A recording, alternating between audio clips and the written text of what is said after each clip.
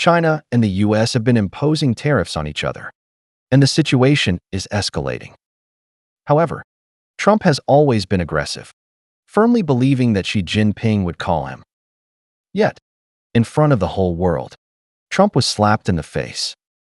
Indeed, Xi Jinping did not kneel to Trump as quickly as Modi did, but instead imposed reciprocal tariffs, humiliating Trump.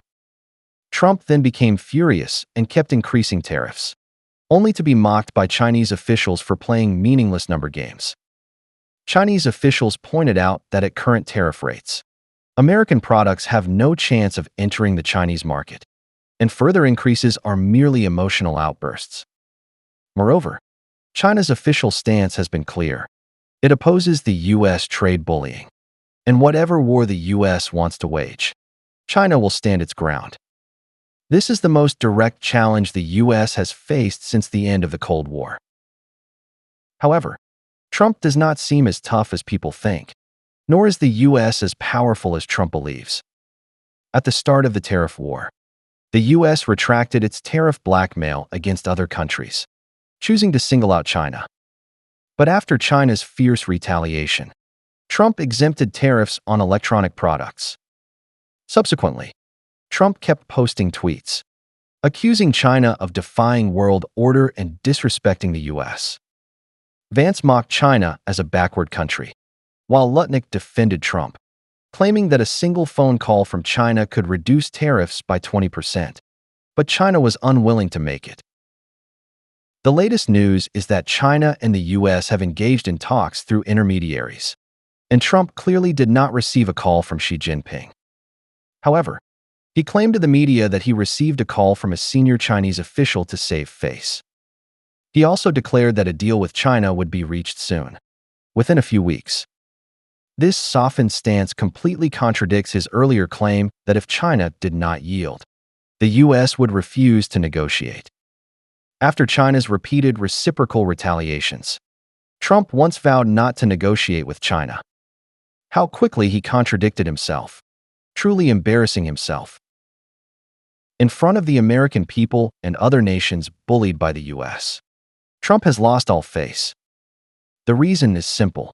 His reckless tariffs have brought economic exchanges between China and the U.S. to a standstill. Merchants are running out of inventory. Businesses cannot replenish parts and critical raw materials. Farmers cannot sell their products. And the entire country risks major turmoil. Interest groups and political opponents harmed by this have put immense pressure on Trump. Even Republican insiders struggle to fully support Trump's madness. If the standoff with China continues, the Republican Party will not only lose the midterm elections, but Trump may become a lame duck president or even be torn apart by public opinion and impeached. Many of his fervent MAGA supporters, including farmers, Rust Belt workers, and small business owners, are on the brink of bankruptcy and deeply regret voting for Trump. In contrast, China seems largely unaffected. Although exports account for less than 20% of China's GDP, and exports to the U.S. make up only 16% of total exports, completely halting exports to the U.S. would affect only about 3% of China's economy. Still, 3% is a significant figure, involving numerous businesses and workers' livelihoods. Why does China appear to feel no pressure? In fact, China is not without pressure. Before the trade war, China already faced enormous economic challenges due to slowing growth and a severe real estate bubble. The trade war and tech war exacerbated China's economic difficulties, and the pandemic dealt a heavy blow. China has always faced significant economic pressure, but the Chinese people have endured and adapted. First, since the late Qing dynasty, China has long been in a state of poverty and weakness. The Chinese people have lived through times of inadequate clothing and food, with poverty and backwardness ingrained in their history. After the Communist Party established the People's Republic in 1949, China endured Mao Zedong's harsh rule. The Great Leap Forward and the Cultural Revolution caused unimaginable economic disasters, with millions starving to death. Internationally, China had poor relations with both the US and the Soviet Union, facing near total isolation. In such desperate circumstances, the Communist Party did not collapse, demonstrating the stability of its rule in China. Compared to the late Qing, the War of Resistance against Japan, the Civil War, the Great Leap Forward, and the Cultural Revolution, the current living standards of the Chinese people are so good that many find it hard to believe. Chinese people live in modern apartments, drive cars, and every household has large-screen TVs. Computers and smartphones are widespread, and air conditioners, refrigerators, washing machines, and integrated stoves are commonplace. Even in tough times, such a life ensures that people can still eat enough, which is not enough to drive the Chinese to rebel against the government. The Communist Party's ability to control social order far surpasses that of other countries. In a trade war with the US, the government barely needs to answer to businesses or the public. The pressure is shared across society, and those who bear too much simply go bankrupt and find new ways to survive, as the government takes no responsibility. This is unimaginable in democratic countries, especially those with high welfare systems. Although the US has the lowest welfare among developed nations, Americans, sheltered by dollar hegemony, have long lived on borrowed money, consuming vast amounts of goods and services while producing little. Most Americans have not experienced the hardships of the Chinese and have far less tolerance for tough times. Additionally, Americans lack a habit of saving, so when expenses rise significantly, their lives quickly become unsustainable. In contrast, the Chinese have a far stronger ability to cope with crises.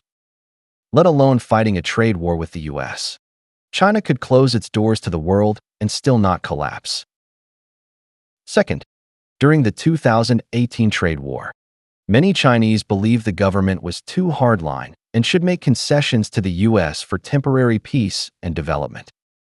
However, as the trade and tech wars dragged on, the Chinese realized that the US does not just want to defeat the Communist Party, but to defeat China itself.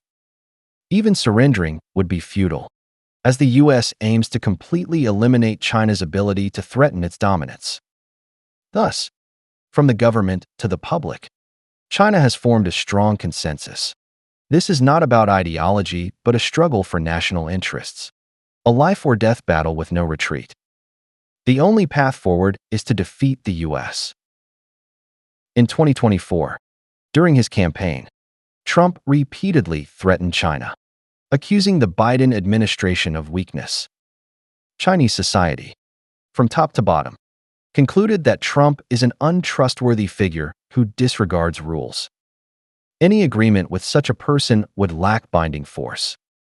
The only option is to prepare for the worst and fully decouple from the US to avoid political hooliganism. Instead of negotiating with Trump every few months and signing new deals, it is better to plan for decoupling from the US as the baseline, strengthen trade with other countries and regions, diversify market investments, build backup import channels, and prepare for the coming shocks. In other words, in this trade war, China, from the government to the public, has detailed response measures and has mentally prepared in advance.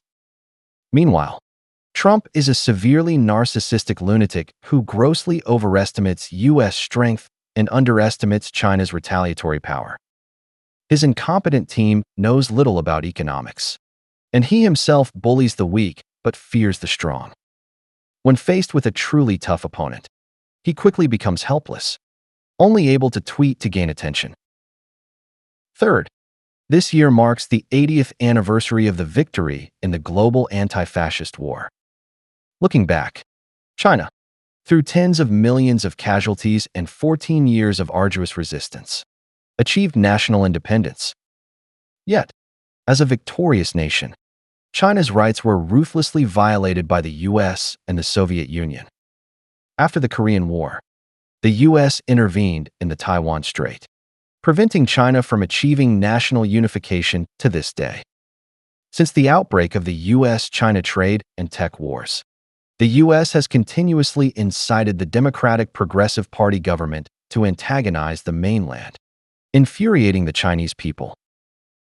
The Chinese generally believe that national unification cannot be delayed indefinitely. As the world's second-largest power, China is seen by the U.S. as its top rival. To achieve national unification, China must overcome the U.S. obstacle. China is willing to negotiate with the U.S. for a peaceful resolution, but will not compromise on core issues. As a major contributor to the anti-fascist war and a permanent member of the UN Security Council, if China cannot even safeguard its territorial integrity, would that not be the greatest joke on earth? The U.S. is a powerful nation and was once China's ally. The U.S. and China together defeated Japanese fascism and clashed head-on in the Korean War. The Chinese respect Americans, but have never believed the U.S. is invincible.